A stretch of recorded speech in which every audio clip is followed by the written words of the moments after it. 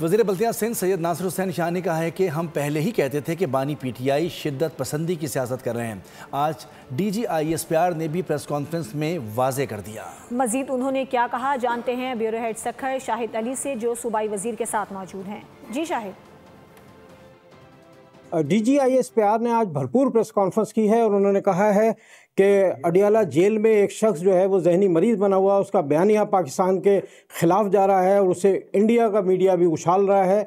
बात लेते हैं सीनियर पार्लियामेंटेरियन सूबाई वजीर बल्दियात सैयद नासिर हुसैन शाह से। देखें, DGISPR ने जो बात की वो बिल्कुल एक हकीकत। PTI का फ्यूचर इसी में है कि वो PTIP बने। इस वक्त तक जो तालीमात खान साहब हैं वो वही हैं जो शिद्दत पसंदी की, इंतहा पसंदी की। तो खान साहब को अपनी इस तर्ज को चेंज करना हो। उसकी टोपी उतार दो, उसको गाली दे दो, ये आग लगा दो, ये कर दो।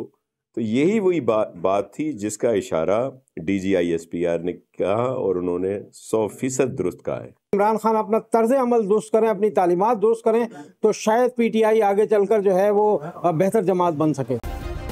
सब्सक्राइब करें और बेल दबाएं ताकि कोई खबर रह न जाए।